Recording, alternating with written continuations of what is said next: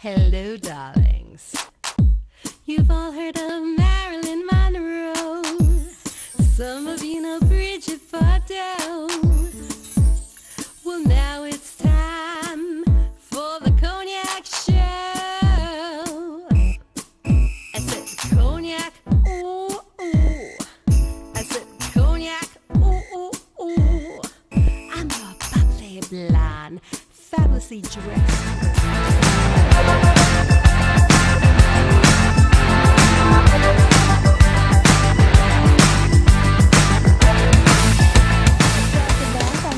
Wellerlane, and it's Fashion Week, Mercedes-Benz Fashion Week, and I am here with Stylist Phillip, and he's been to all the shows, and I'm right here reporting for the LongIslandExchange.com and Cognacscorner magazine, and he's going to tell us about all the updates of all the shows he's been seeing. Tell my audience some of the good ones that you've seen so far. Well, quiet as it's kept. Catherine Melandrino was superb today. It was my absolute favorite. I just thought it was sexy and elegant and chic and just sensual. It's really beautiful, beautiful, beautiful collection. I loved Hervé Leger. Was very, very, very sexy as well. I liked all the fitted dresses, and I like a fitted dress that isn't just too short and isn't just too tight, but it's fitted for a reason. And it's sexy. And it's sexy. But sexy in a chic way, not in a trashy way. Not in a trashy way. Not in a trashy way. Zach Posen had some beautiful, not Zach Posen, Christian Siriano had some really gorgeous dresses too. Oh, he always does. Christian Siriano's clothes are just amazing to look at. They really are. Gorgeous black gown with tulle right here, and it looked like fish scales on it, black, and oh, so, so pretty. Who else did I love? Douglas Hannon had a new collection that I think is really beautiful. Who else have I been to? I feel like I've been to a million things already, and it's still early in the week. What else did I say? Early in the week. It is. Really, you're right. It's very early in the week. We're only at Saturday? Say Saturday? Sunday. Today, what day is today? Oh, we're at Sunday. Okay. I know. I lose my track of the two. Now, are you going back to the tents?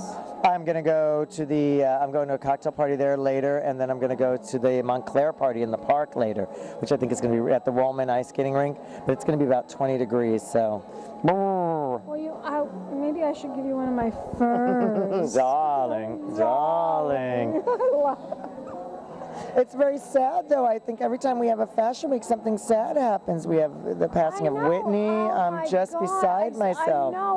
We were outside doing stuff last night, and then we got this news that poor Whitney Houston, passed. But, I was at Gwen Stefani's show when I heard about it, which was styling was incredible. The hair, the makeup at Gwen Stefani's show was fabulous. But unfortunately, I had gotten the sad news about Whitney, and it's so tragic. I think. We all woke up this morning and kind of thought, did that really happen? Is that true? And I think we all woke up with losing a little innocence and losing a little touch of a dream and a little inspiration in our lives. I think that anybody probably over the age of 20 had to have lost a little innocence today and lost a little inspiration along the way. Well, she was a great talent, and we all respect that. And it's so sad because she had kids and a family, and a daughter. She was a daughter. Yes, she was a daughter, and I think she provided a soundtrack to all of our lives, and I think that the words were so inspirational from her songs, and although she didn't write them, from the profound place that she brought the music to us, I think is what is sad. And I think that in our lives we grew up listening to those songs, if I should fail, if I succeed. You believe these words, I decided long ago never to walk in anyone's shadow. If I should fail, if I succeed, at least I live as I believe. No matter what they take from me, they can't take away my dignity, the greatest love of all. And I think in a business like fashion, or many of these artistic businesses are so difficult to get through on a daily basis. And we hope that we will end up happily ever after. And I think when you see something like this, you realize that the end isn't happily ever after. There is just an end. And what's important is the impact you leave when you're gone. And I think a lot of these fashion kids, a lot of the fashionistas, have to remember that it's not about being a star and it's not about being fabulous. It's the impact you leave on others. And I'm not sad today because she wore great dresses or It's sad because she was a great talent. That There was a great voice, talent. There was a great that talent voice of hers that was gave us amazing. inspiration, gave everybody inspiration. And I think from a completely selfish point of view, you remember different moments in your life where you were sad. And I honestly, and I'm not just saying this today, there's not a day that goes by that a verse from a song of hers does not go through my eyes. I have a tattoo on my neck that says "I'm a dreamer," and there's a song they say "Your eyes are beautiful." You're making me cry. And in that song he says, and they say "I'm a dreamer," and I have a tattoo of that, and I have another tattoo with a verse from her song. Did you ever style her? I never got to style her, and I regret that. You know, the style was hit or miss. Patty Wilson worked with her a lot. Patty Wilson did a lot of great things with her over the years, and I think the work was incredible. But you know, she could have some misses there along the way, style-wise. But inspirationally, I think she was for myself, I say too, she was a connection to religious. I'm not an overly religious person. I'm more spiritual. But her songs were a great connector to God because they were about God and the power of above. And What do you think went wrong with her? Why do you think she just? It was just a downfall path with her that led to this tragic death that she had. I think a lot of times when we lead an authentic life, and we are, I think several reasons. It's a very big question. That one is that when the powers of success, everyone wants to be famous in this day and age. Everyone wants to be on TV. They want to be famous, and no one really understands the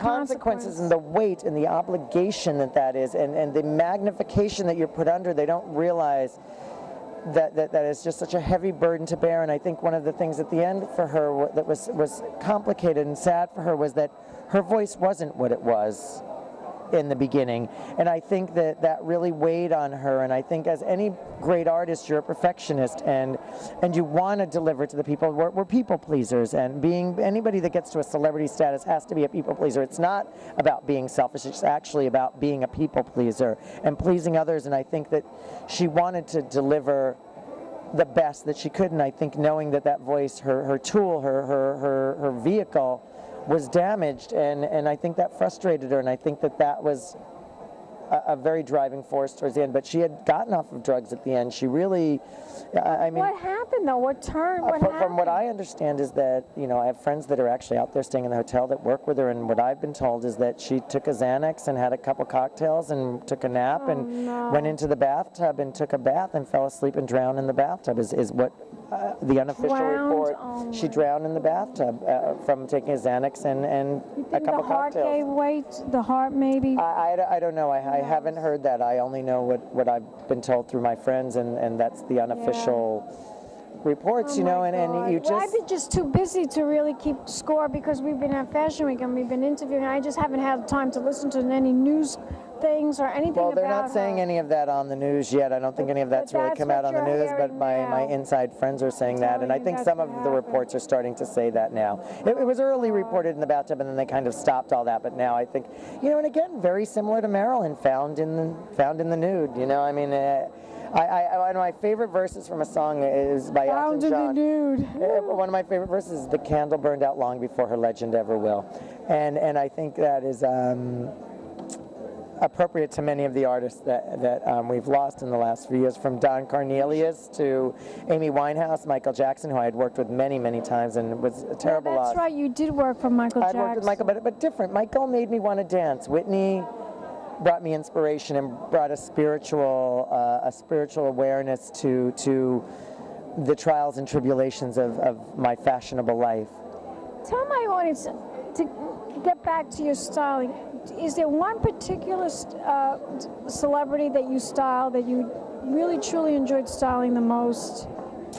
No, you know, I mean, I think there's so many. I think with each part of the success to my career, I think was I found something in each of the celebrities I've worked with that I particularly identified with, and I think that was my success. I related to them on a certain level, whether it was Jim Carrey or Michael Jackson or Selma Hayek or Halle Berry or Cindy Crawford. You know, there's a part of me that could relate to them, and now I have a new show on ABC News called Cause Celeb, and if you go on abcnews.com, you can see my show, Cause Celeb with Phillip Block. and I interview celebrities about their charity. See, that's what I like. I like to do the charity. Because I don't just like to interview celebrities. I want to interview people that give back to society. It's not about because you're a celebrity. I don't care that you're a celebrity. I want to interview you because you have a cause, a passion, a reason to do what you're doing, and then you want to, give back to society. And I think that's payback. That's the interesting part, and I think that's kind of, just because you're famous, I don't want to. I just don't want to interview you because you're famous. I want to interview you because why are you famous? What made you want to be famous? What do you want to do? How do you want to make a difference? Well, you just want to sleep with me because I'm famous, but you want to interview me because I'm charitable and benevolent. Well, you basically also smacked my can over there, and I had to interview after that. But I want you to tell my audience now, where can we go to find out more information about you and all the latest projects that you're working on? Well, as I said, my show Cause Celeb with Phillip Block is on abcnews.com. If you go to Cause Celeb, Phillip with Phillip Block, and then I Twitter and my website. Your Facebook is Phillip Block, right? Yep, and we post. And we're friends. We're friends. We're friends, and we post the segments up there. And I feel like.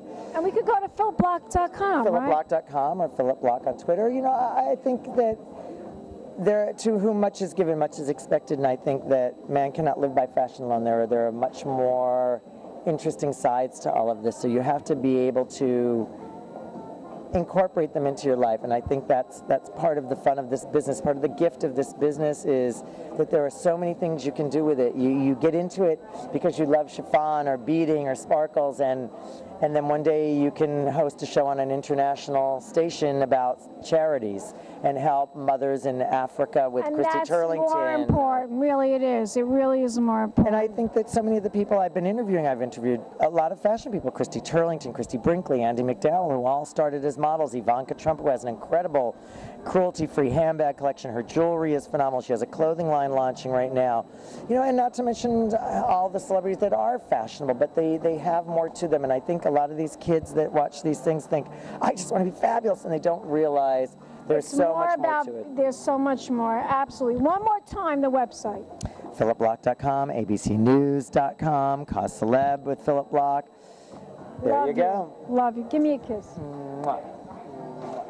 And we'll be back in a moment, guys, with more interviews right here from the Empire Hotel during New York Fashion Week. Keep watching. Pink Champagne Kisses. Fabulously dressed to impress. One of a kind girl. It's been a Crybaby Productions, darlings.